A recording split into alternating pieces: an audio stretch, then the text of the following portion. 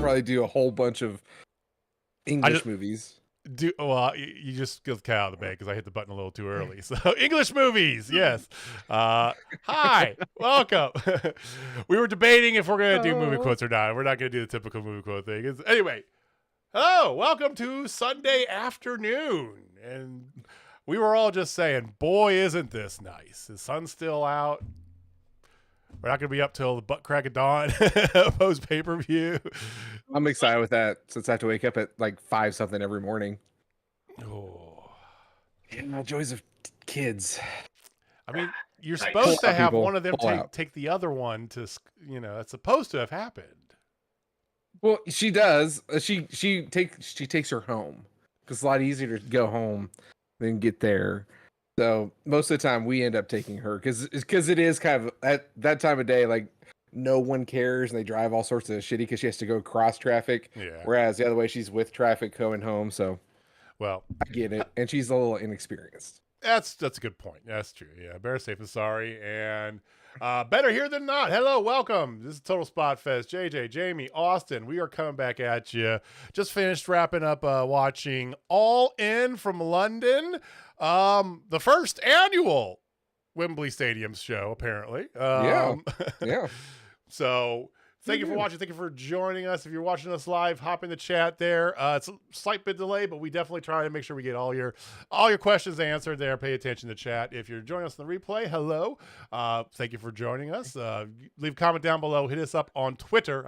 I changed the logos, but I'm not going to call it X. Fuck that. It's Twitter. Mm-hmm. Hit us up on Twitter, or you can hit us a comment down below. While you're down there, like, subscribe, hit the little icon if you want to know when we go live, because it does help us out quite a bit, to be honest with you. So, Austin, Jamie, how are you doing today? I'm exhausted. Are you exhausted? It's 5 o'clock. That pay-per-view was actually pretty legit, top to bottom. Okay. I mean, yeah, I'm pretty hyped after watching that. Like that's where I am. I was expecting at least parts to feel like a little bit of a slog, which not even in like a bad way. Just sometimes things go a little long, but I felt like nothing overstayed its welcome, and it was just solid at wrestling from start to finish. Okay. Well, I want to save like the overall thoughts about this pay-per-view's presentation to the very end, if you guys don't mind. Because I do have a couple things I want to throw in there about this as a total, but we will get to that. More importantly, before we get into all All In. There is just one little bit. We'll talk more about this on Wednesday. If it's your first time joining us, we are live every Wednesday at roughly 9:30-ish Central Standard Time. Over the weekend here, we talked last week about Terry Funk on our weekly show because Terry Funk had just passed. And then not a day later, sad news came out. Bray Wyatt had passed. So we're going to talk a lot more about it on Wednesday, but quick, prayers and thoughts to his kids, his wife, brother, parents, everybody. It's a very sad day, beloved by all. Wyndham Rotunda. Joining Brody Lee up in that ring in the sky. So, you guys want to say anything about that? Or way to bring the room down, man. I know. Hey, Captain Buzzkill here. I'm so I think I'll save it for Wednesday. We'll get into it Wednesday because there's a lot, and fortunately a lot of really fun stuff to over his career and stuff, and. Yeah. But yeah, we'll have a little bit more celebration, but I just wanted to acknowledge that. And yes, most indeed, prayers and thoughts. And with further ado, let's talk about some London wrestling. How's that sound, guys?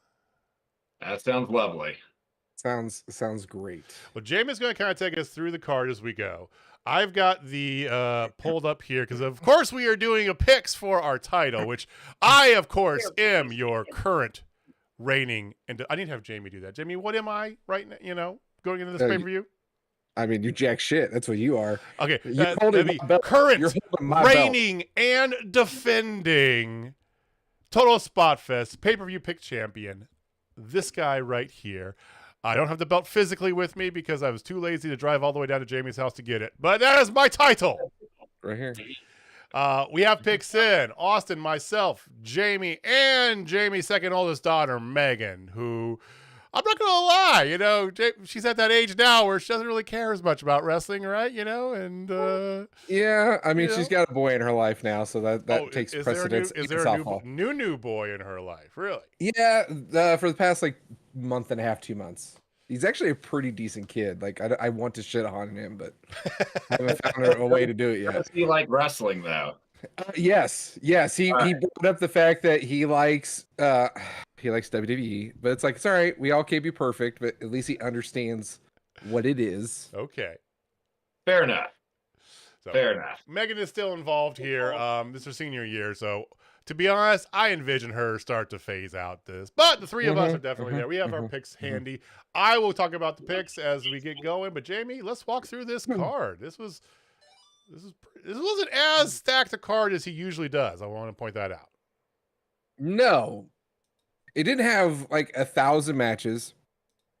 It was 6 hours, but it didn't have 2 women's matches. I do want to call that out. That's my only little ounce of shitting on I'm going to do right now. But what we got was pretty damn good. And we'll start with the first opening match of 0 Hour that everybody won. 0 Hour. I thought it was called it's called 0 Hour. For this. It changes. It's buy-in. Stop changing it. Okay. For another one. Sorry. But yeah, I think Double or Nothing is the buy-in and 0 Hour for this. Everything else. Why not? All right. Yes. So the very first thing, it really wasn't a match, but I do want to call it out with, Jeff Jarrett, Jay Lethal, Satnam Singh, Karen Jarrett, Sanjay all come out, and then, they interrupt Tony Schiavone, and then here comes Paul White, Anthony Go-Go, and Grotto. So there you go. I mean, nothing really happened there. But we got Grado. Service. We got Grado. So we got Jeff Jarrett bumping for some baby faces. You had an entire hour-long pre-show before 0 Hour. You couldn't give us a 6 to 8 minute match with some combination of Jarrett and Satnam against Grotto and Big Show or something. Didn't have to be an actual match, but I think they could have done a little bit more, but that's also just me being selfish because I want more Jeff Jarrett on my TV. But yeah, nice, fun little hometown pop to kind of kick things off. It was great.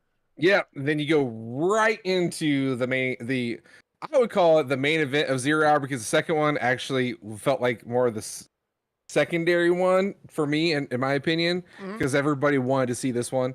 That's the Ring of Honor Tag Team Championship. That's Aussie Open of Mark Davis and Kyle Fletcher going up against Better Than You, Baby, MJF and Adam Cole.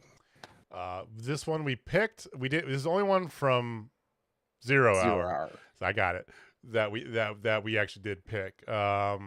So we all had selected Aussie Open.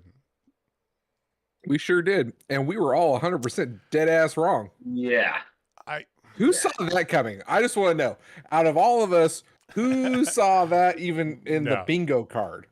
No, not at all. And it's kind of like a tip your cap to them moment. Yes. Because you're expecting the turn to come, and that to sow some animosity. And the last thing you would ever expect is Cole and MJF to win the ROH tag titles, because the ROH tag titles almost seem beneath them. But like, what I didn't consider when I was making a prediction for this match is how very little they care about the ROH tag titles. So yeah, why wouldn't they throw them on MJF and Cole to get a little more run out of this story? So it was there's going to be a lot of these for me throughout the night, but definitely not what I was expecting as a finish, but still good. Like, yeah.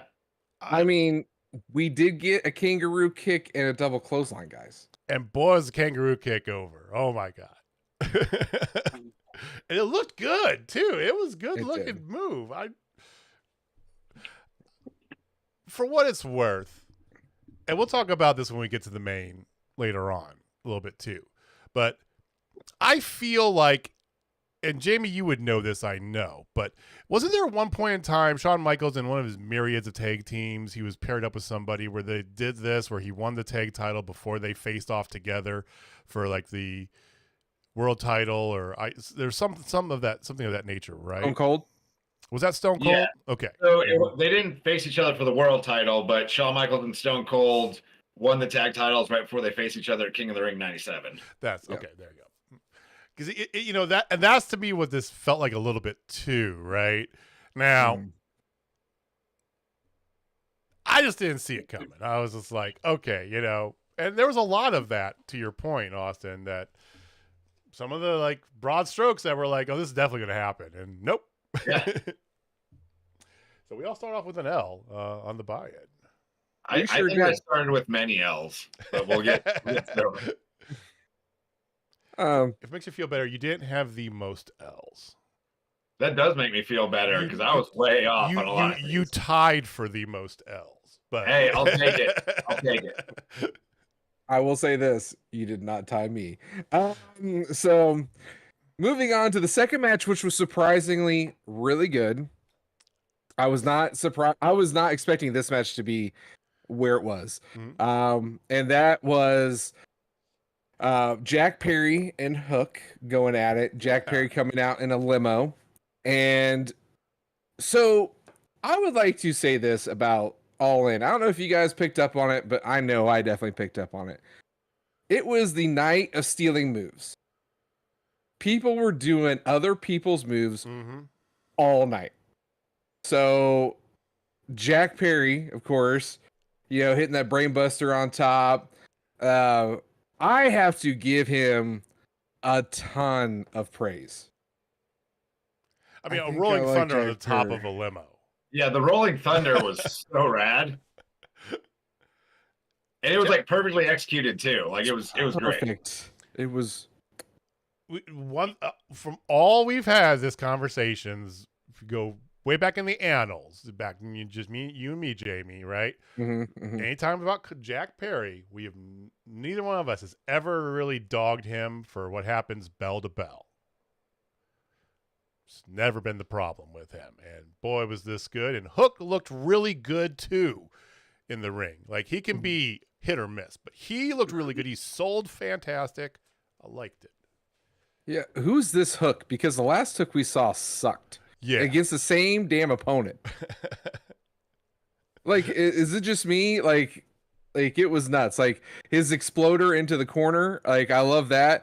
But I do want to say this one thing. There was this one spot at the limo where Jack Perry looks dead in the screen and goes, "Look, real glass, cry me a river." And then he subsequently gets a brainbuster into the glass, or sorry, fisherman suplexed into the glass, which looked sick as hell. Well, somehow things work out, and Perry taps out to the red rum, hooks your champion. But I want to gloss over this real fast because I don't know if you guys saw this. Shocker. There was a physical altercation between Jack Perry and CM Punk at All In. I did not see that. Yeah. So what was reported is that after the 0 hour match, like Jack Perry said that line into the camera, and he was backstage as Punk was getting ready to go out for the opener. And apparently Perry got into his face and said something. It ended up them shoving each other and CM Punk like choking out Jack Perry. Now, to add another layer to the AEW drama that never seems to end, especially revolving around CM Punk, I did see Miro tweet out that the reported story wasn't true. So there was another story that was out there. He goes fake untrue, while other versions alleged that Punk threw the first punch and stepped to Perry first. So that's what I think he was replying to. Because like what I've read, like basically when Perry got in, he bumped him, and of course, CM Punk took offense to that, pushed him, and the next thing you know, gets choked out, which is excellent. But I hate to say this, guys. As much as I want to, don't want to say this. No. Seriously, Punk's not in the wrong on this one, because using real glass the first time was like a bad move. A whole bunch of people were saying it too, right? Then he throws the jab right there, and then Punk, like, he bumped. If the reports are true that he bumped into Punk first, I mean, Punk did what Punk had to do. But to step on your gimmick a bit and steal a movie quote, you're not wrong, Punk. You're just an asshole. Like, I kind of hope that this whole story's made up, because it just makes Jack Perry look even cooler. Like, that's all I'm taking away from this. And if I was a member of the AEW roster, and you've kind of seen how Punk blowing up on people has been like just ignored. Yeah, if I'm Jack Perry, fuck it, I'll say some snide ass shit to CM Punk. What are you gonna do? Okay, if we fight, apparently nothing happens, or even if I get fired, I'm the son of a multi-million-dollar like actor, and like Jack Perry really can't lose. So why not talk some shit to CM Punk if he's gonna be an asshole to everybody? Now, I know this isn't the case, but just imagine if Punk is like taking a liking to Jack Perry, and then this and that, and he's like, "Hey, dude, I got a great idea. So your match is right before mine. So when you get done, come back here. This is what we're gonna do, right? To do just that, right? Kayfabe rub on it, or but with no cameras, CM Punk wouldn't do that without cameras. I know. He's, as I said, it's not legit. He's 100% a dick, and they, at least 50% to blame if there is anything that really did happen. Who knows? Mm-hmm. Does surprise me. Like, have a story like this get out with no cameras that you just made up, and then book the Punk and Jack Perry match for like Collision the next week, and people are gonna tune in because no one would believe that it didn't really happen. Like, everyone, if you hear CM Punk got into an altercation with somebody at this point, it's like you heard John Moxley bled. You're just like, yeah, that sounds about right. It's a day that ends in Y. It would be dope. Yeah, I'm pretty sure it legit just happened, but it would be dope if they just planted that to like get you to tune in for Collision down the road. Might as well. I mean, we do another pay-per-view in a week in Chicago, so... And he needs an opponent because there's nothing there yet. So... All right. So speaking of Punk, him and Samoa Joe were the official opener of All In. Mm-hmm. And this is a great one to start off with because holy stealing freaking moves, Batman. You had the 3 moves of Doom, and you had some Hogan. I mean, you had back-to-back Hogan. They were switching off on Hogan references, and I'm just going, am I really seeing this? Like both of them. Hard. I mean, he hit the 3 moves of doom, dude. Like, as soon as I saw him do the first shoulder, I'm like, okay. And then he did the second one, I'm like, he's not doing it. And then here comes over the clothesline, and he gets him, and he puts his hand up. I'm like, oh Jesus, That was so great. Then he did the ears. It's like he went right into Hogan with it. It's like, I mean, they are kind of the same guy. For what it's worth, we all did pick Punk, by the way, on this. That one seemed like an obvious layup. It really did. It was a good match, though. Like, I loved it. I mean, it wasn't quite the same. It's never going to be, 20 years later, right? But it was still fun, and it was very good kind of casual bringing you in, right? Because you had 2 really good matches on the opener, right? So you got to kind of bring you in without bringing too much thunder, because there was a lot of thunder throughout the night. Yeah, and honestly, guys, anytime I see CM Punk do the jump, like, or sorry, when Samoa Joe just moves out of the way of any kind of a crossbody or anything, pops me so hard. And then every time, like when CM Punk did it, I was like, oh, thank you.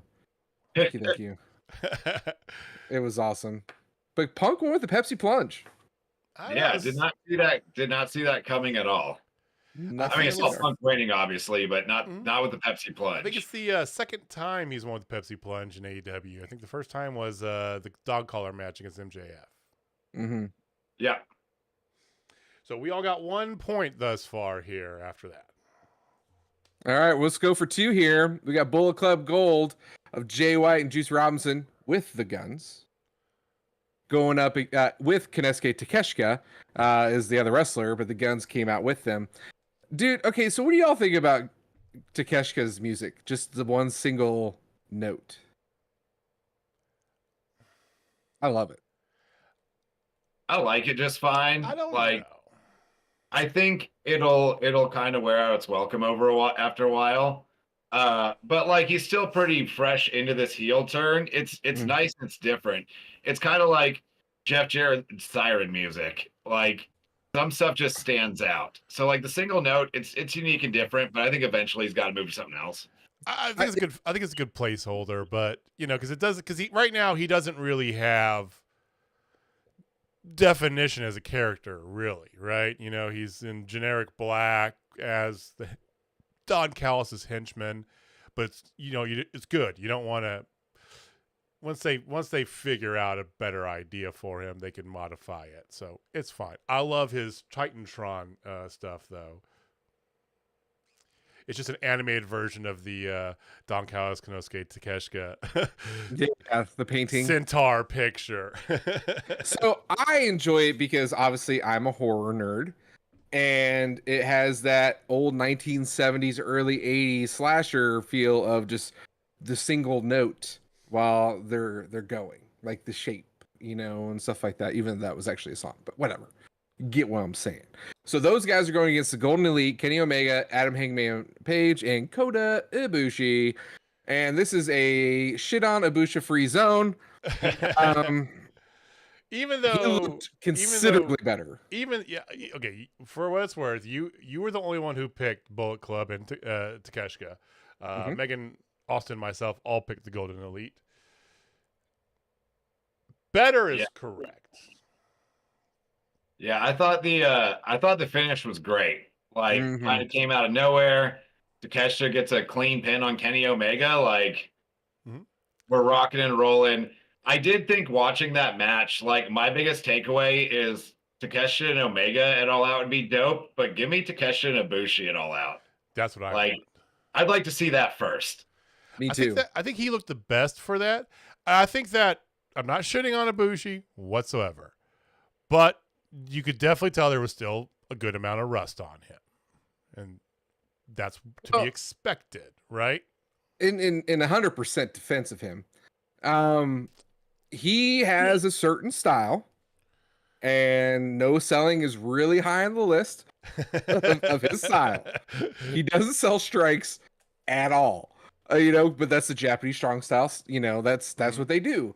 But you gotta admit, his striking looked so much more crisp this time than last time. Absolutely. I mean, his running and stuff like that. Yeah. Instead of the blood and guts, whatever. So, I mean, it fit him better. But yeah, I said better. Yes. Him and Takeshita in the ring together was Yeah. beautiful. I want to see that next week. Like, sign me the fuck up for that. And then it gives you 3 months to build Kenny Takeshita at Full Gear. Right, because you could still do, and you could do Jay White, Kenny. Yeah. And well, you can also for the next month. You do Ibushi and Takeshita, and then sometime between now and Full Gear, you get Takeshita and Hangman in there again, just to kind of keep it going, and then you finally get him and Kenny in the singles match. But can we just talk about how awesome Juice Robinson is, though? He came out like a insane, and then like when the crowd was like chanting like "you fucked up" or whatever, he literally just turns to the crowd and goes, "No, it's fine, it's fine." I'm like, Jesus, Juice. He's so great. Like, he works a crowd like none of those other guys. And those boots were absolute fire. And like, I'm not just making a pun because they had flames on them, but like, those were dope. Yeah, this is a match. I gotta go back and rewatch this one, and I probably will later this evening because it was great, but it was almost, there was so much going on. Like, I need a second viewing to like remember every single thing that happened in it. But yeah, this was exactly what I thought it was going to be, and I like that it didn't go too terribly long either. Same. Like, most of them did. It still left a lot more to be done down the road, but while still being long enough, just be what you would want out of this match. Yeah, I think you got plenty of options too, especially with the bodies you got involved in this. Because you got Jay White, Juice is underappreciated and fantastic, as we know. You got Takeshita. What you gonna do with the Bushi, Hanger, right? You know, if one or more of those guys is not moving into the title picture right time soon, put a pin in that. You got plenty of avenues here to kind of shuffle these cards around. So it was a good kind of like mid feud match. Let's call it that, right? And of course, Jamie being the only one who picked the Bullet Club and Takeshita is the only one that gets a point. So he's up by 1. 2 points, ladies and gentlemen, up by 1. So let's keep the pain train rolling here. And let's go for the AEW Tag Team Championship match of FTR versus the Young Bucks. Dare I say, yet another instant classic. I mean, it's becoming a broken record when you mention FTR and talking about their matches almost. Well, the Bucks don't have bad matches. FTR doesn't have bad matches. And when they are on prime time, like when they're like paid for, they are magic, both of them. And we were straight 50-50 on this. Jamie and Megan both picked FTR. Myself and Austin picked the Bucks. Wrong again. Yeah. That's 3. I really thought more. I don't know. Especially what we talked about last Wednesday, you know, not necessarily the legal things, but that's something to configure and this. I really thought the Bucks were going to get those titles back. Yeah. I thought the Bucks were going to get them back just because like FTR's had a good, you know, I mean, it hadn't been a super long run this time around, but they've kind of wrestled through just about everybody. Now, we just had Santana Ortiz come back, and I'd be very into FTR versus them. So there's still some more legs under that. It wasn't like where I was dying for the Bucks to take the titles, but it seemed like a reasonable time for a title change. You know, the reason I went FTR was because I know one thing about the Young Bucks is they are 100% company men. They will do what's right. And then putting the belts on them right now would definitely signal something's going to happen with FTR. And I felt like they're not going to do that. I feel like they're going to do it here. They might lose it in homes. Like I could see them going at it again next week, and then that's when you drop the title. I don't know, but like there's definitely something that's going to happen because after the match they didn't shake each other's hands. After FTR stuck their hand out, like there's a lot of good things with this match. If they're smart, you don't give that away next week. Or I don't say give that away. You have to pay for fucking, you know, because 2 pay-per-views in 2 weeks. Yay. Maybe Full Gear. Maybe, you know, Revolution. You know, I think that down the road, that's a thing to have. You know, I think that's I don't think you, because it's one of those bits too where it's so good, but we've gotten it so few times, right? And every time it's happened, it's kind of taken a little bit for them to cycle back to it, right? Mm-hmm. I would hate to see them just kind of overload us with Bucks FTR because it's so good when it happens. I don't want it to become complacent.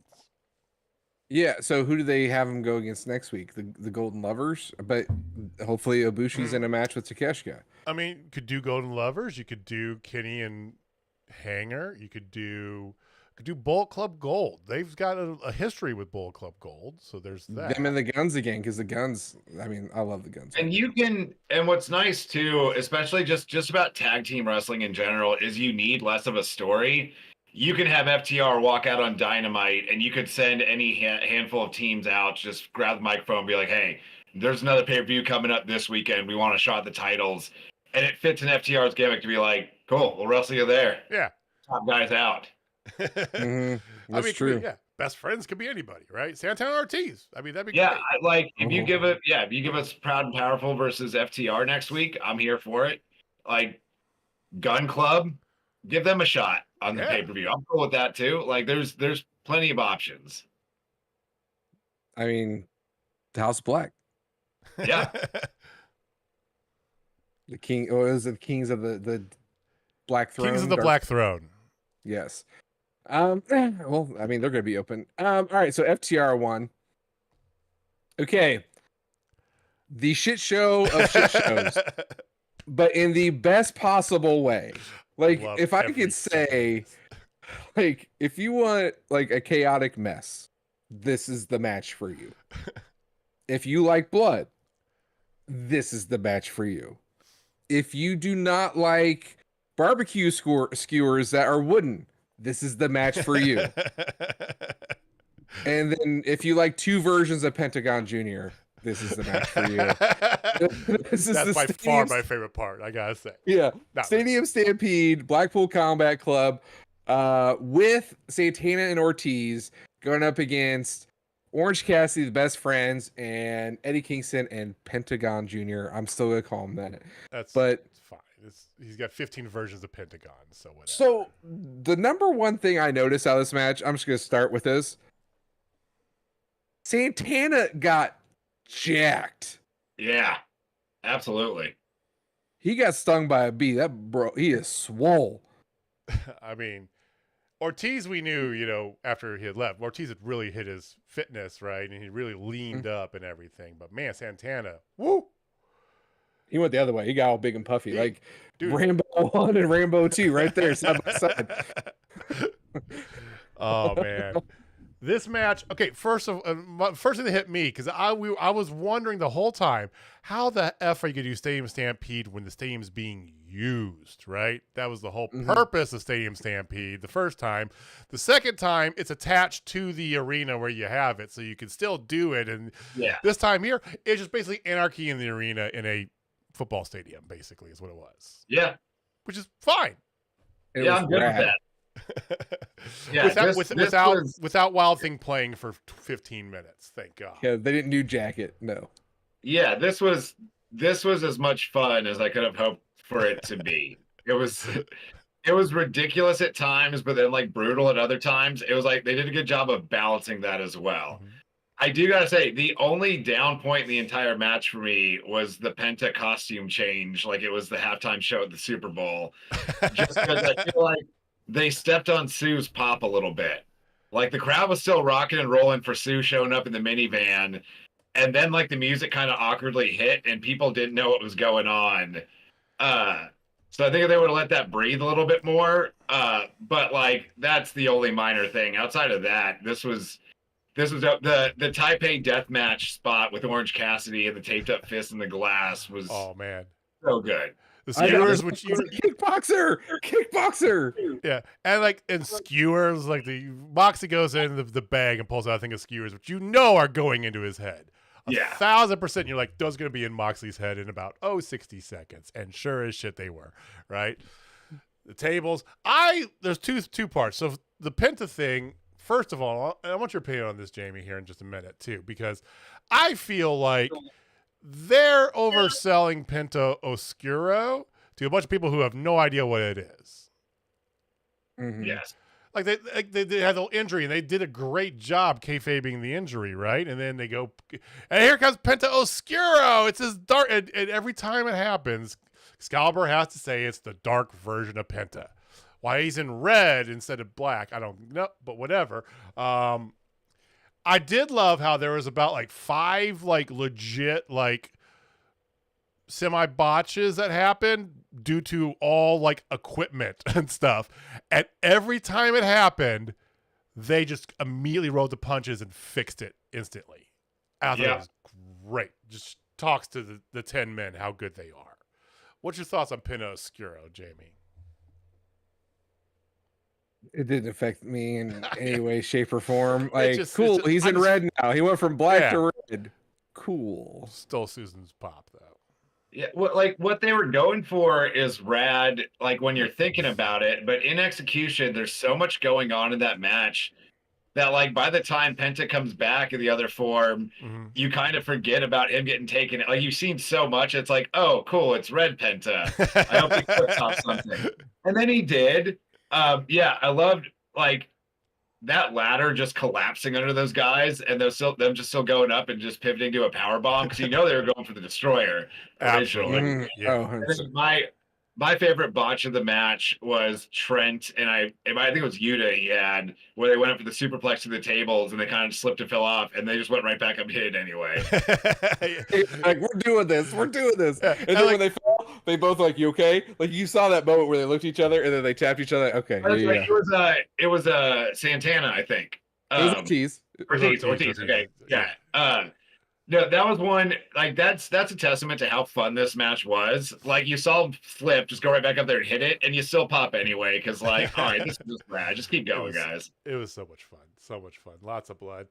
We all got it wrong, by the way. We all picked BCC and Santana Ortiz, which I don't think they're going by Proud and Powerful anymore, by the way. I think they have a different name, or they're just going to be Santana and Mike, or Mike Santana and Ortiz. Word. But did you all like the call out of when Eddie Kingston was walking down with the chair wrapped in barbed wire? I wanted to see him and come with gas. Terry Funk, but they gave him the Terry Funk nod there. I thought that was really cool. Yeah. I'm surprised we didn't get a flaming branding iron. Like, I thought that was coming. Oh, I did too. There was a branding iron used at the beginning. Yeah, you gotta set that shit on fire to make it real. And Moxley would too, man. That's what the Funker would have done. Yeah. All right. So no one won that one. So let's move on to arguably the sleeper of the night. I was not expecting this match to be near as good as it actually was. Not even gonna lie. See, I legit thought this was going to be a very good match. It's the 4-way for the women's championship. Hikaru Shida, Toni Storm, Britt Baker, and Saraya. So I will have to say, I mean, I loved the entrances of the ladies. Like, I love the fact that Toni Storm is full on buying into this crazy Marilyn Monroe shtick thing. She's just slowly just deteriorating mentally. It's just kind of great. And Saraya coming out to We Will Rock You with her entire family. That was really nice. And Shida coming out. Okay, so I have to ask this question live on the air. I know you guys are decently of age. Does anybody else get the vibe from Hikaru Shida's entrance that it's the old animated X-Men series? Like, do you get that? A little bit. I was just commenting when we were watching the pay-per-view earlier how much I appreciate his music. But yeah, now that you mentioned it, it does kind of sound like that. There's a little bit to that. Now that you mentioned it, X-Men animated series, like, it's like blatant, but it's definitely, there's a little tinge to it, It's the same guitar sound, I think. I think that's what it is, and there's a little bit of it. That because she designs all her own gear, right? She used to make it all, right? But she still designs it all, and it's all got some themes to it, to a lot of cosplay, mostly like anime stuff, right? But that wouldn't surprise me at all. Oh, by the way, we were to the imagination. We were 50-50 on this. Both Austin and myself picked Shida to retain, and Jamie and Megan picked Saraya. Nobody picked Britt. Nobody picked Tony. And how I just want to say before, because Jimmy's already dancing, you know what happened. But imagine the dinner table at Juice Robinson and Tony Storm's house with those two. Like, I bet you it's like total 180 because they're both so over the top. It's probably the most boring dinner ever. You know what I mean? They're just quietly talking about the weather. Yeah.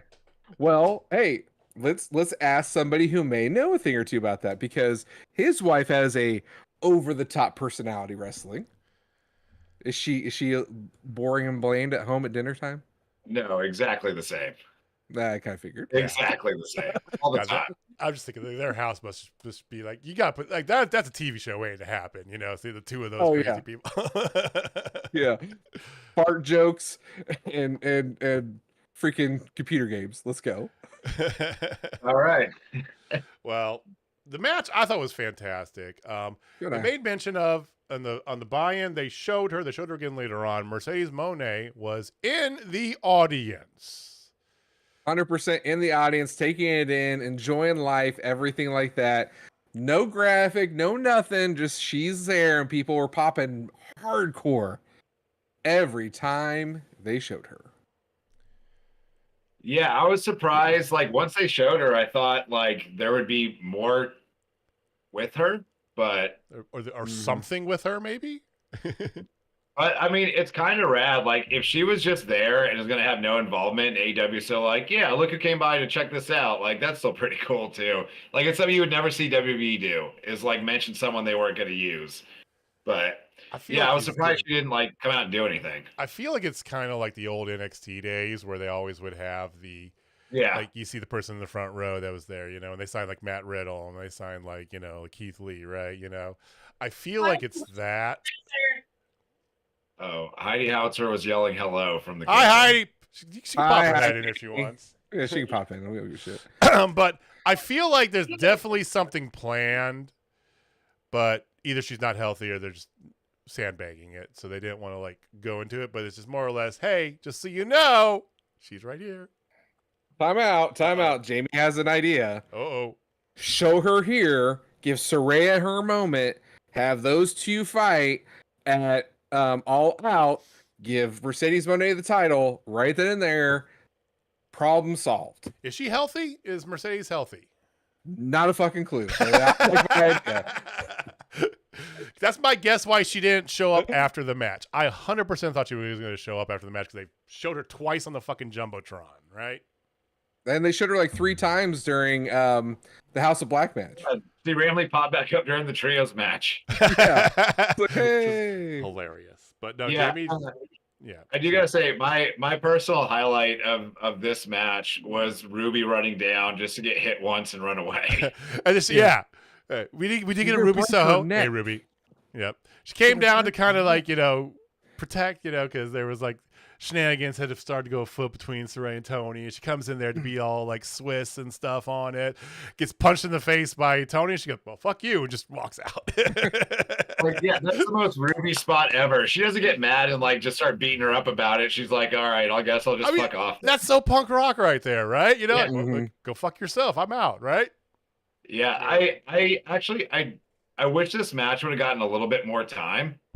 Like, same. I think a little bit more teasing all 4 women coming close to winning it would have been pretty rad. But I mean, it was still a solid match. I hope, you know, Saraya's title reign ends it All Out and we get Me too. because I don't think you need the least able-bodied of your entire women's roster carrying the big belt, but we'll see where it goes from here.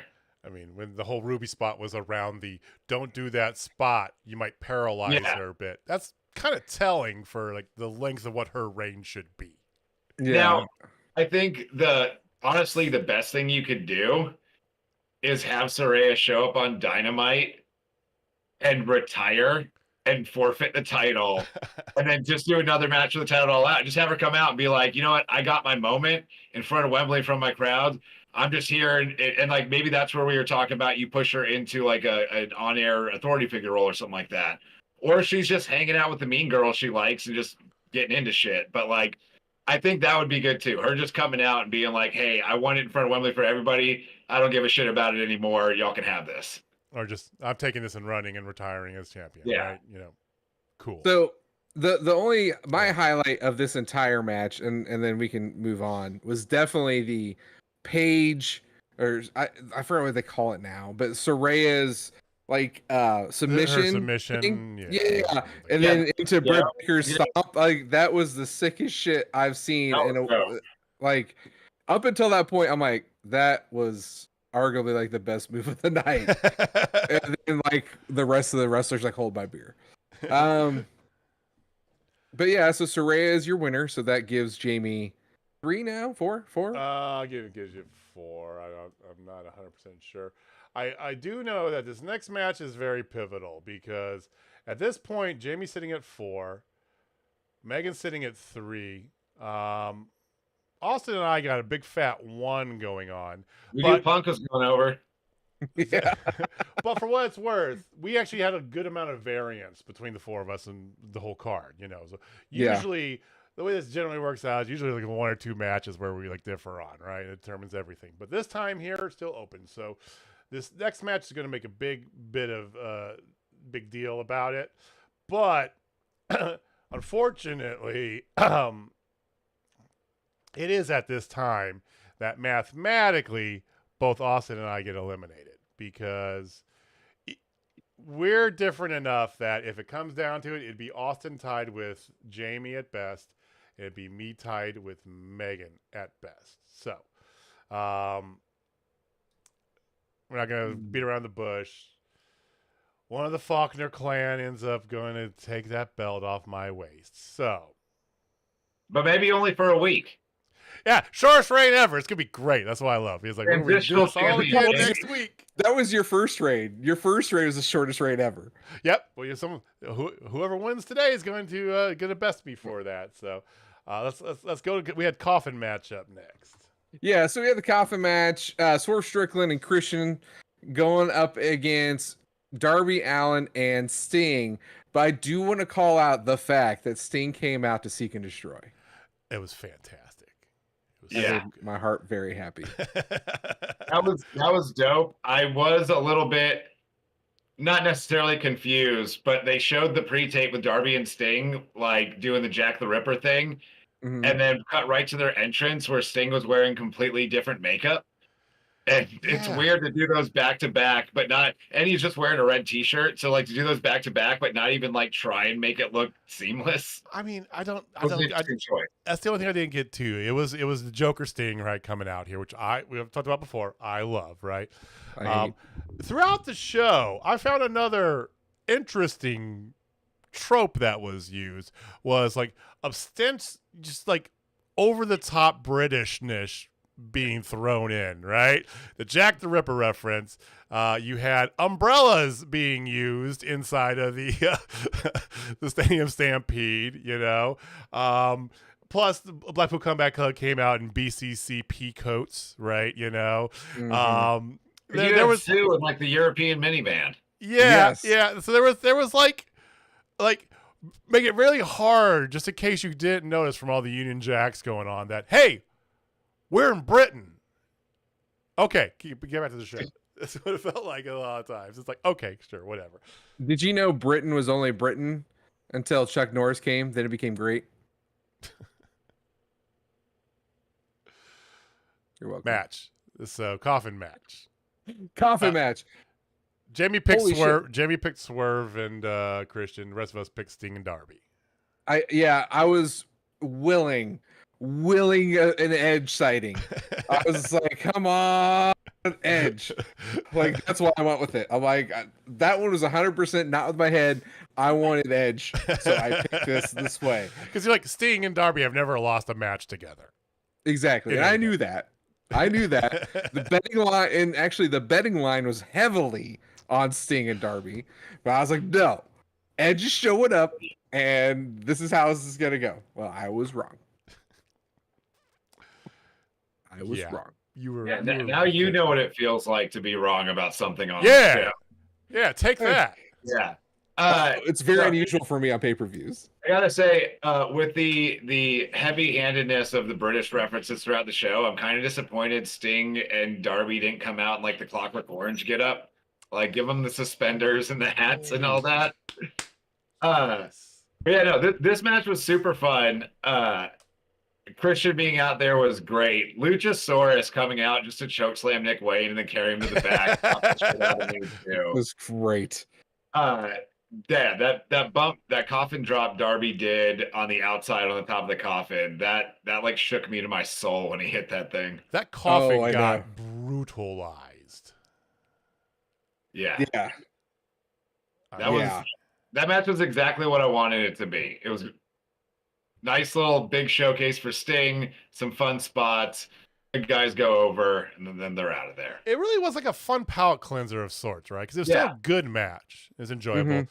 It was a little bit of a Darby Allin match, as you know, right? So, but Sting's in there, so it was only about 75% of the time Darby's getting beat up because Sting's got to do a little offense too. So, yeah.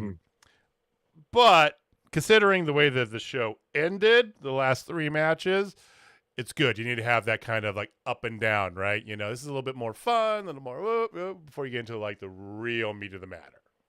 Yeah, and you've kind of got the task to do a more no DQ hardcore style match after they already watched Stadium Stampede, which was basically just a death match. But they did a really good job of like keeping it fun, but still keeping it a little bit brutal in spots. Yeah.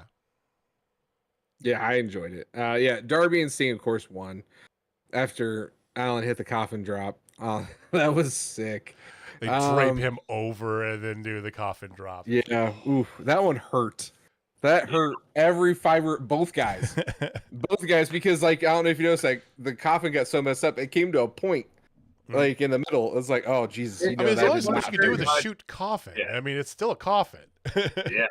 It was very much just a night of people, going that little bit of extra effort to do some crazy shit.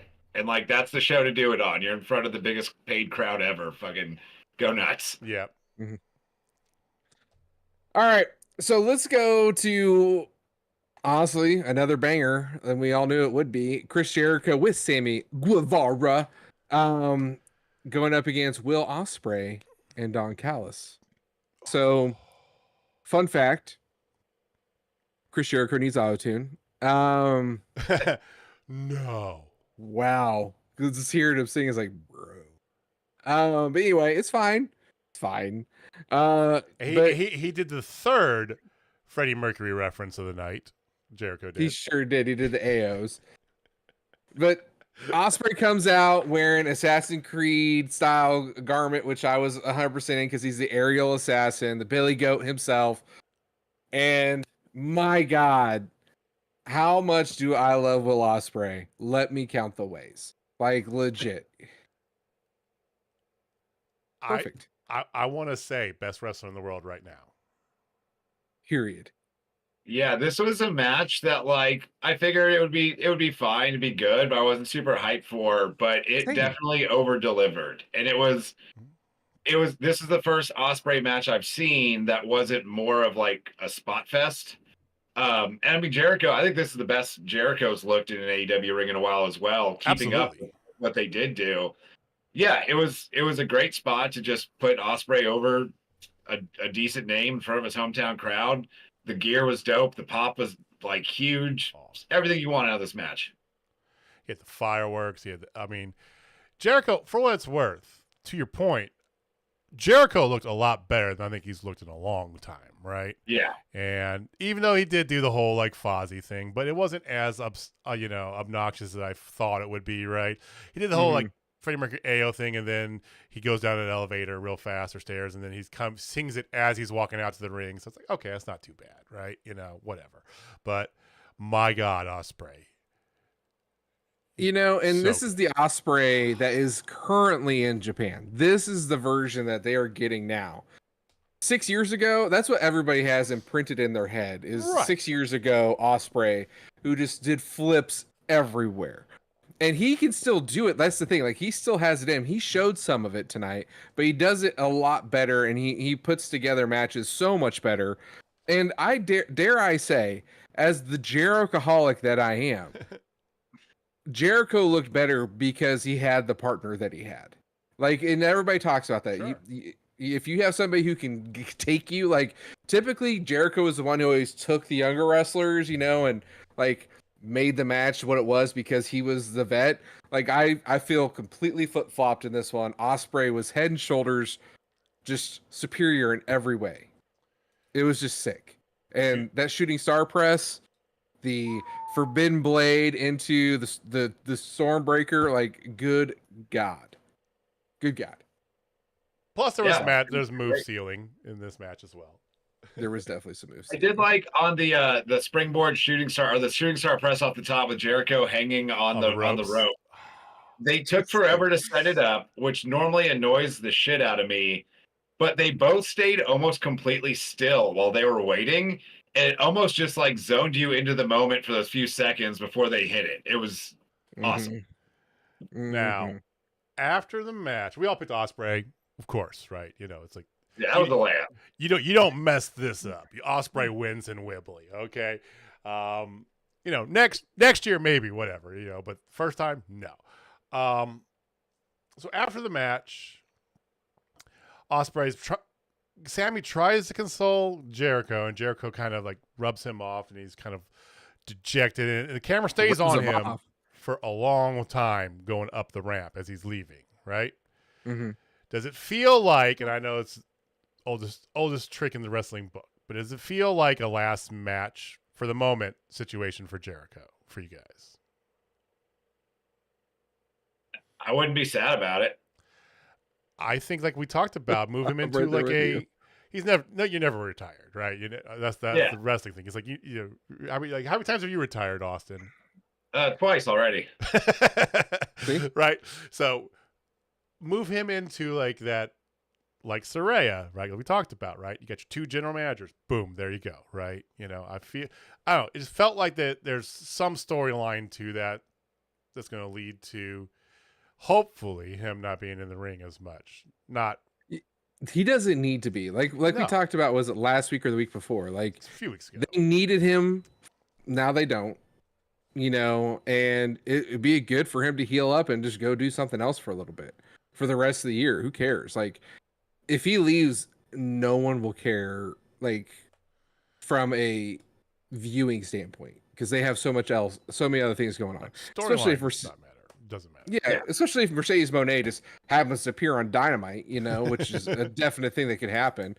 No one would definitely care, Yeah, and I mean, to your point about them needing Jericho in the beginning, I don't know if y'all know this because it was mentioned like 17 times tonight, but the first All In was 5 years ago. Was it 5 years ago today? What? So that's one of those things where like Jericho was not a young man when AEW kicked off, and like they need him in the beginning, but he's 5 years older now and came out there and looked as good as you'd want Jericho to look tonight, but that hasn't always been the case recently. It'd be nice to see him again. Do a last match gimmick, but it's kind of a wink and a nod last match. The old Ric Flair, Terry Funk, last match for now. And then, the other thing with Jericho is he's just consistently been on AEW TV for years now without really taking breaks. There's nothing to look forward to with him. I mean, they've wrapped up the storylines as far as they need to be, right? The JS is disbanded, right? You got Sammy out there and doing whateverness, but he's going to be he's having a baby here in a few months anyway, so whatever, I mean, you've got openings for guys like Jack Perry, who's now found this like heel road that's even got Jamie excited about it, for God's sake. I mean, who would have thought I would have said that in 2023, right? But you've got all sorts of different angles, and Ibushi's here, and maybe Mercedes Moné, and one day there might be more than one women's match on TV. Who knows, right? Take Jericho out of the equation, I still love the idea about making the whole like authority figure though. One for Collision, one for Dynamite. Send him away for like the rest of the year, or put him in a different on-screen role for the rest of the year. Then when you get coming up to Revolution time or something, have Sammy find himself in a 2-on-1 situation, needing a partner, and get Jericho a nice little babyface pop to come back for another match. Yeah, comes back every once in a while for a pay-per-view. Fantastic. Yeah. It felt like, because the way that they were kind of honing in on it, it really stuck with me for a minute there. I was like, this could be his like last match. Yeah. For now. So, all right, Let's go into the 6-man. Let's just roll right into 6-man. No holds barred. The AEW Trios Championship. The House of Black. Buddy Matthews, Brody King, Malachi Black with Julia Hart going up against the Acclaimed Max Caster, Anthony Bowens, and the badass Billy Gunn. The highlight of this on the way in, obviously, I love the House of Black's entrance, but the lantern at the very beginning, setting it out, them walking around it, paying homage to it, walking around it was a really cool touch. And it's nice that and I like the fact that we can get overpaidness in wrestling, because there's a ton of tribalism, as everybody knows, but at least the announcers throughout the night kept talking about Bray Wyatt, right? And not shying away from that, it's, it was nice. And I picked the Acclaimed and Billy Gunn. Everybody else picked House of Black. Yes. There was a part of me that wanted to pick the Acclaimed here, but I decided just to I thought it was playing it safe. And that's what I get for playing it safe. Exactly the same. Like I initially wanted to pick the Acclaimed. I was like, they just did the Billy Gunn retiring storyline. I assumed he's coming back for one more big match at Wembley because, like, why wouldn't you have Billy Gunn out there? And yeah, I took the safe pick. It just went House of Black, but it makes sense. Why wouldn't you?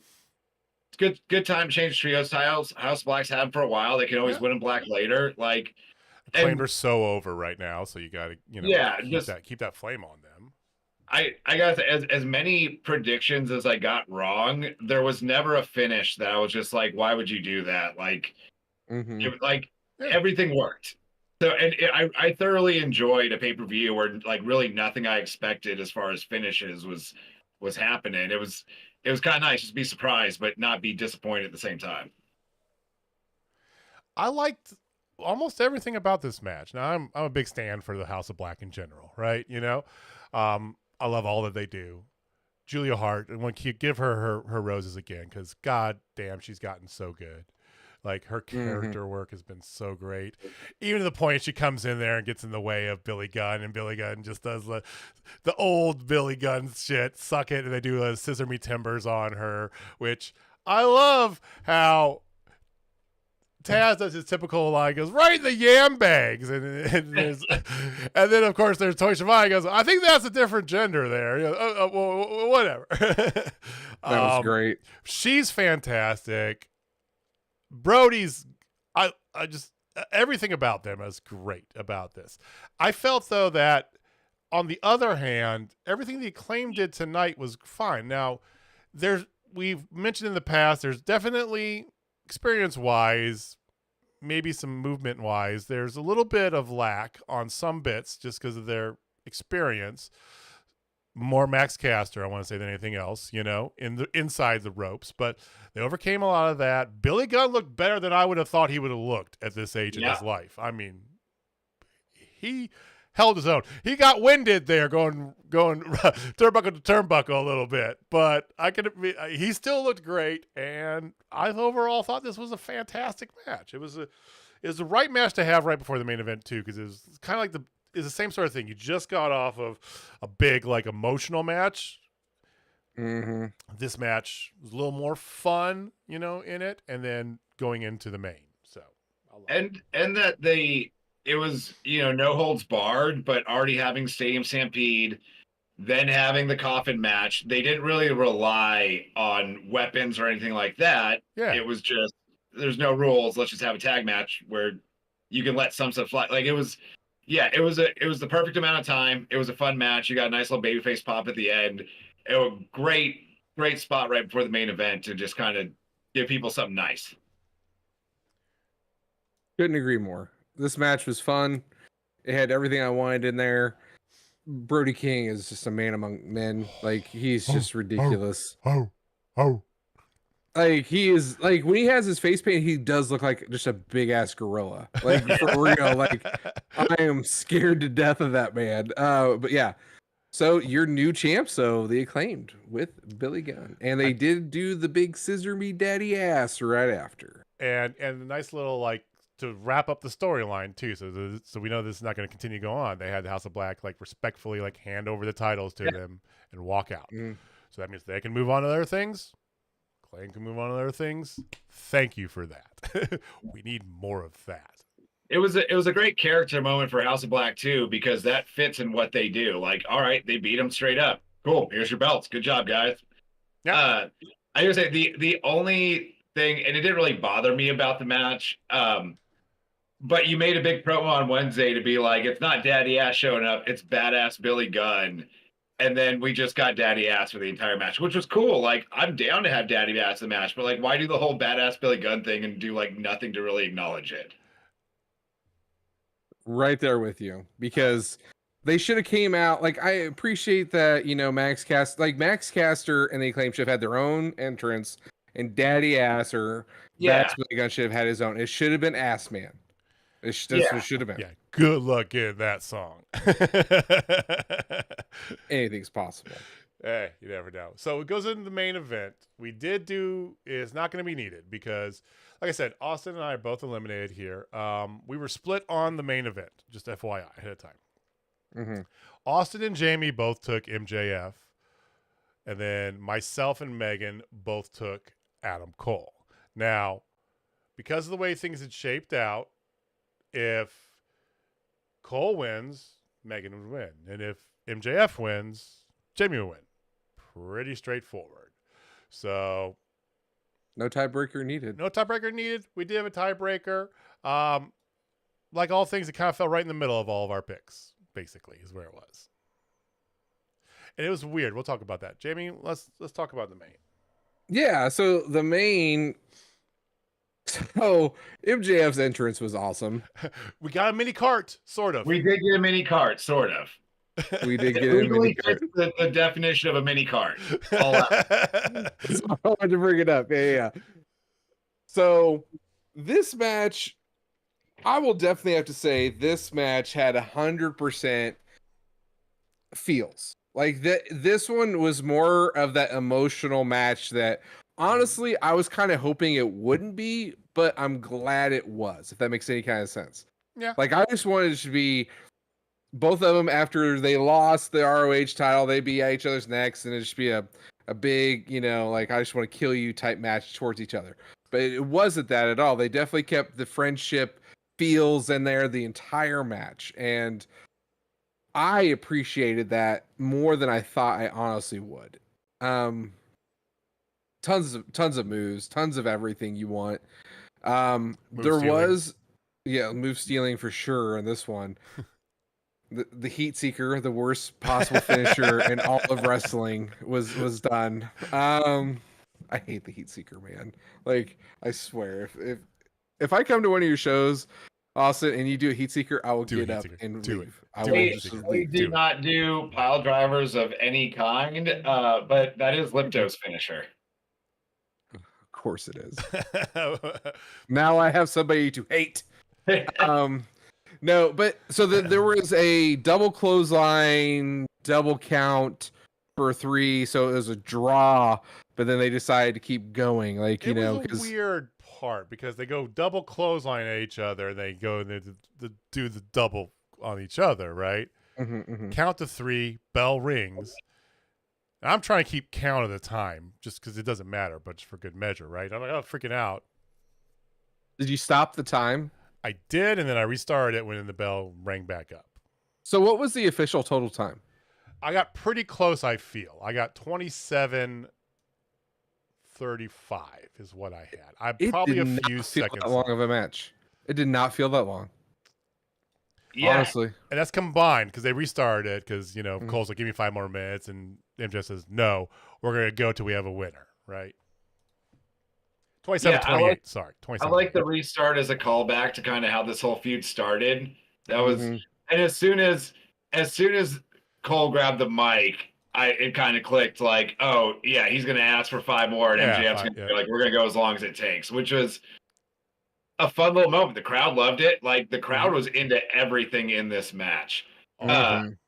Like I was saying a little bit ago, throughout the show, it was almost none of the finishes were what I saw coming, but nothing I was sad about. The fact that, well, it wasn't a fact, it ended up happening, but we were dead set convinced someone was turning on somebody. And roll through that and keep them friends, but still give you a main event worthy of this big of a show was a masterpiece. Like, I thought it could have been more well done for what they went for. I'm not gonna lie, I'm disappointed there was no turn, and not just because like Jamie wants to see a turn every week if he could, right? Turns are great. True. I just felt like this was the moment for it. I understand why you don't do it this week, right? Because this is meant to be your like 81,035 people announced attendance, right? World record for paid attendance. I get it, right? This is your mantelpiece pay-per-view. Some of the stuff, honestly, was a little bit safe in the way that they did that, you know, booking-wise. Get it. I just feel like this is the time to do that for the turn. And you had 2 times Roddy comes out, because after they restart the match, it just turns into just shit show kind of stuff. It's just, you know, low blow here and this and that, and then Rensburg takes a freaking Panama Sunrise, which was great. That was awesome. You know Bryce, don't you? Don't you? I met him once. You met him once? But Okay. like, I don't know him personally or anything. Yeah. I know that Walter is actually knew him personally. Walter, we've met him yeah, a very few well. times through Walter. Mhm. So Yeah. I got a hard disagree with you. I think the MJF Cole stuff still got some legs, and not pulling the trigger here was a good out for like how kind of weird some of the build was coming up. Because it seemed weird because you were super convinced that it was all just inauthentic and they were going to turn each other. You never would have considered like, hey, maybe they came in playing on turning each other and they actually became friends until Adam Cole eventually turns. But I do think the longer story on this is going to be good TV. So I'm cool with not doing it here. You also, the crowd was just as hot for the post-match stuff with them eventually hugging it out as they were for the match. So, like, clearly the people, they want more of MJF and Cole. So I'm fine, like, not pulling the rug on that just yet. I mean, do you want to stop printing money with the t-shirts you're selling? Yeah. I mean, like, and they even worked the t-shirts into the match. I love that too. Classic Yeah. AEW. I Yeah, love it. I loved it. I thought it was great. It was a great way to kind of end that pay-per-view, but keep everything on a little bit of a higher note when you've got another pay-per-view next week where you can kind of piss people off with, like, you know, some heels winning and stuff and all that. Yeah, like everything about this match, like Roddy coming out, throwing him the belt. Fucking Roddy. I thought at the end, like when MJF gave him the belt, and you know MJF's like, just hit me in the back, and he's getting ready to, and Roddy's right there yelling at him. I totally thought he was gonna turn and just nail Roddy with it. Honestly, is what I thought was gonna happen at that moment. Like, I completely like changed where I was on everything, but now I'm back where I was, I think. But yeah, they hugged it out. It's just like, and Roddy's it was a up there masterpiece. crying in the entryway, being comforted by the Kingdom, which I thought what would happen is that after he dropped the belt and they hugged it out, he's gonna turn around, he's gonna do the Kyle O'Reilly on him. They're gonna hug it out, turn around, and then bam, drop, you know, super kick, and then that's where they all descend. And then, but nope. Get some like, yes, Jamie, you won. Yes, we know. We're talking about the actual pay-per-view, though. The real world champions.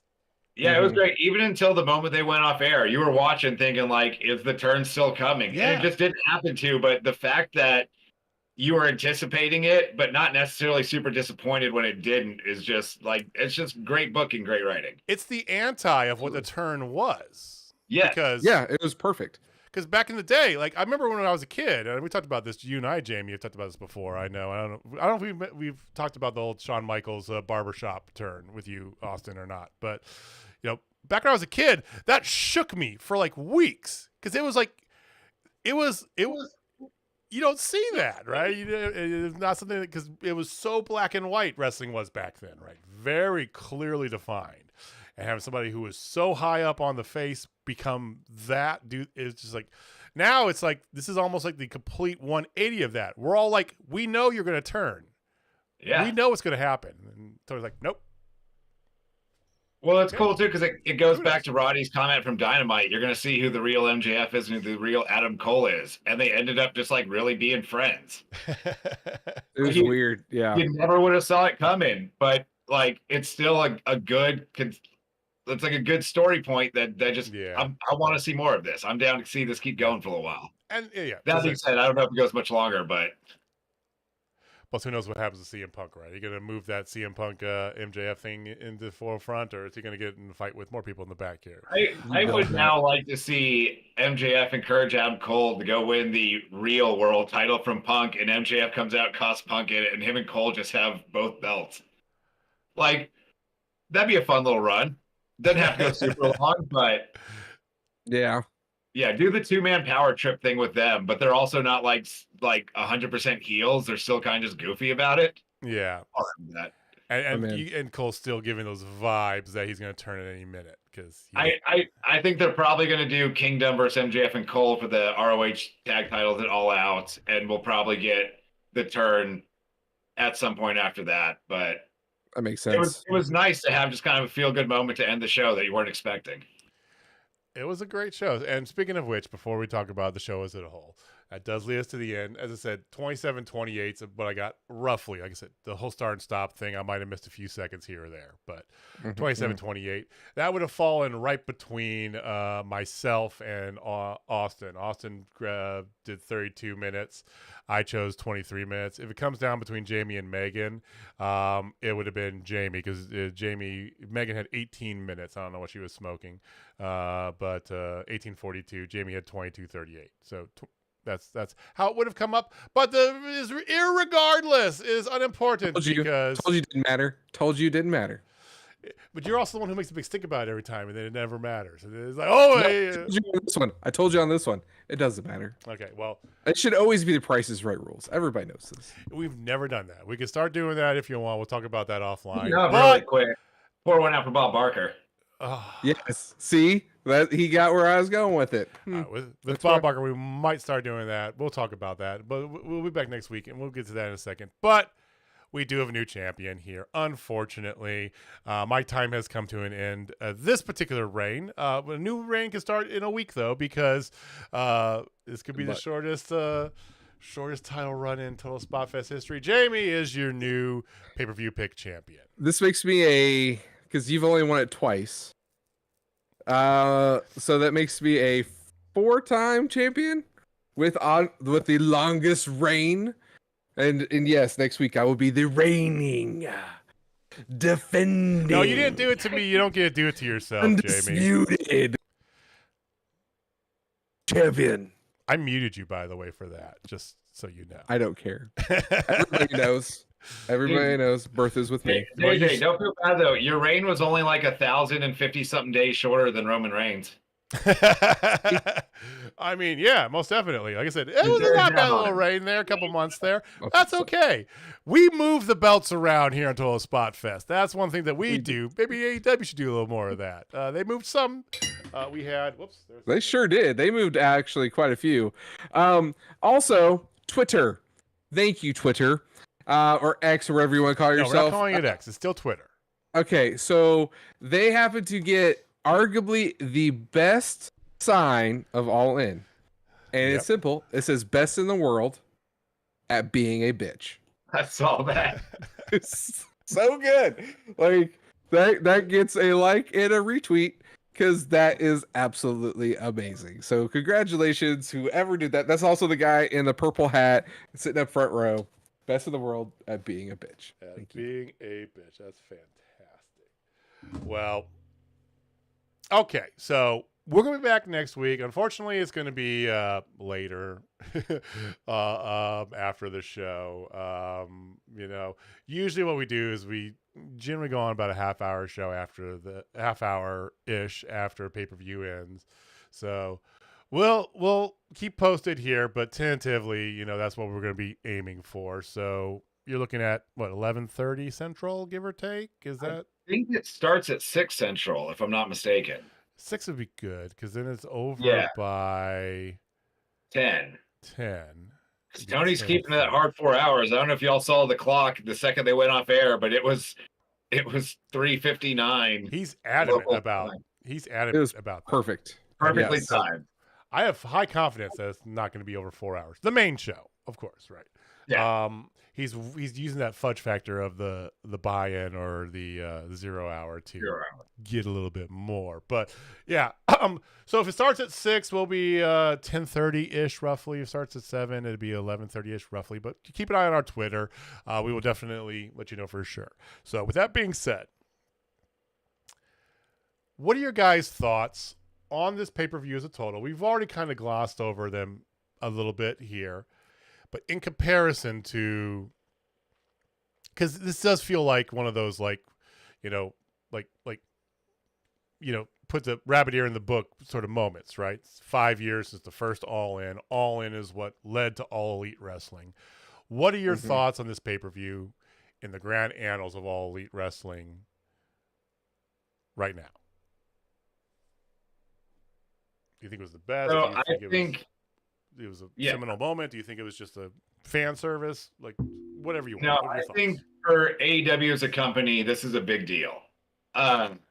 This is the first show they've run that, from a just crowd size, spectacle, all kind of thing, that you could compare to WrestleMania. And I think you could put this show up against any of your average stadium size WrestleManias, and it's at that level, which I don't think you've seen from AEW yet, just because they haven't run a big enough stadium for it. But they filled the stadium, the crowd was hot, they put on a great show. It was the best thing a world televised pro wrestling company could do. Like that, like I don't think you can get any bigger than that, and they did it. So like, hats off to them. It was great. Cool. Jamie? I don't think, like, in terms of was this the greatest pay-per-view they've ever put on, I wouldn't categorize it like that, because honestly the very first All Out was absolutely amazing, like as AEW, not necessarily as like the previous, like this All Out, never mind, All Out, yeah, that one was absolutely arguably the best. That had the Escalera de la Muerte, like, come on now. But I agree with Austin in the fact that what it means for the company is huge. Now, do I like the idea of this thing running a week before All Out next year? No, like, not at all. Because that's the piece I don't like. It's going to be August 25th next year in London. I already tried to convince the wife that maybe we should save up money and go next year. She shot that down. She's like, I want to go to London, but I want to go watch wrestling. I'm like, it's only 6 hours. It's fine. But she doesn't get it. It's fine. She's not cool. But no, seriously though, I thought company wise, I think it's a pivotal moment that way, not wrestling product wise. It's more of where this thing can go from here. I completely agree with that. I think they will see a spike in ratings because this was a very well put together pay-per-view. It was one of their better ones. Thank God. I hate to see what All Out does, though. Honestly, I'm it's legit worried about All Out, dude. I am legit worried about All Out. I'm not at all. I think All Out's going to be great. Like, whatever they throw out there, I think it's going to be. It will be. I know it, but it's going to be great. But no build, and that sucks. And the whole thing too is I really hope they don't go to the one pay-per-view a month, because I really enjoy the quarterly pay-per-view, but it sounds like it's coming, man. It sounds like I wouldn't mind if they do like a little HBO bit. wants it. Like if they do like 6, or 7 a year, or something like that, right? I agree it's not the best pay-per-view they put on. I would put it up there though. I think I think it's the 4th best. I think that All Out 2021, yes, Jamie and I were at that, so maybe there's a little bias, but that pay-per-view was unbelievable. You had Adam Cole debut, you had Ruby Soho debut, you had Bryan Danielson's debut, you had the cage match World Tag Team Championship, and it was unbelievable. That one, I say the first Forbidden Door. Just because it's similar to this kind of opening the things of what you do. The first All Out, like you said, Escalera de la Muerte, and it was like the first, like, what's All Elite Wrestling really going to be? This one here kind of changes the tone of All Elite Wrestling, that the answer to that question. Because that first All Out, in stark contrast, that first All Out very much was the, you're going to get stupid ass matches from us, right? And that's all they did for the first year, right? Every Wednesday was a whole bunch of like you, to your point, Austin, a bunch of spot fests and not a lot of explanation in between, right? This is the first time I feel like front to back, even the women's division, even though there was precious little of it, but even the women's division, it felt on par with a product like WrestleMania or something that you get of that size, absolutely. Right? You know, it didn't have the grandeur that a lot of the WrestleManias have now, because to your point, this is their first time doing that. You had a little bit of some flair entrances, and you had a little bit of some big spots here and there, some big things that happened, but you didn't have over the top with the stage and all the live bands that are going to play you out and all the extra fluff and, that stuff. I don't think that that's the really AEW style, so you didn't need it, but I think it's the first time you could put on par with that. So it did feel like a little bit some of those older WrestleManias that, we remember watching as we were young. So I think it's important part. Yes. Was it the best show they've ever done? No, but it's up there. It was very good front to back.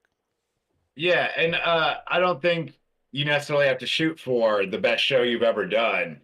It was good enough to be considered, and it was good enough for the spot the show was put in. Not to keep hammering the WrestleMania comparison or to really go to an AEW. It's kind of hard because that's the measuring stick we're going up against. Yeah, I usually end up watching the WWE Big Four pay-per-views every year. If they're doing something particularly interesting, I'll catch it. But I do. One thing I was thinking about while you were talking about that's really interesting to me is the fact that AEW just did something WWE has had the opportunity to do for 40 years now and never did, which was, it's been talked about here and there in the past, was running WrestleMania in London. Because you fill up Wembley with a super hot crowd of 80,000 people, and for whatever reason, maybe it was the time difference or whatever, they never pulled the trigger, and AEW just did that. And to the most successful degree you could possibly do. Yeah. 100%. Yeah, I think today is in a business that there's not a lot of huge moments and big firsts you're really going to get anymore because it's been around for so long. This does seem like a real important moment for the wrestling business as a whole. And hopefully it won't be too much longer before we get AEW something or another from the Tokyo Dome. That would be awesome. That's next on Tony's list. He's a mark. Yeah. That's next on his list. Forbidden Door will be in Japan. The Forbidden Door 3, you and me talked about this, that Forbidden Door 2 should have been at the Tokyo Dome, right? Mm-hmm. Forbidden Door 3 better be at the Tokyo Dome. And we got plenty more to talk about. So we'll be back on Wednesday, as always, with our regular Bat channel. Go over. I gotta get the Batman reference in there. You can't see it, but I actually have a load of Batman here. I'll tell you about that here in a second, Austin. No, we'll be back on Wednesday after Dynamite, see what the fallout is, and maybe we'll have a full card for All Out, or maybe we won't. Which honestly, I love I said I'm a little bit worried, but I kind of would to have just a blank plan going into All Out, because then it's if they were just to shoot advertise hey, we don't have a card at the beginning of the night, Tony's just going to pull names out of a hat where he gets some matches, I would still probably send him my $50 to watch that event. Yeah, I'm still not excited about paying for 2 pay-per-views in 2 weeks, but I digress. We'll be back on Wednesday to talk about it. Next Sunday, we will be back after All Out to see Jamie's successfully obtain the shortest title reign of a pay-per-view pick champion here on Total Spotfest. You mean successfully retain? Oh, no. That's not what I said. But we want to thank you guys for watching. Thank you for listening. We appreciate you giving us some of your time. Jamie, why don't you take us home, man? All right, ladies and gentlemen, if you're not down Total Spotfest, I got 4 words for you. The champ is here. It's well played, sir. It's like picking the Yankees in the 20s. It's so fucking easy to pick. All right. Thank you guys for joining. We'll see you next time. Peace.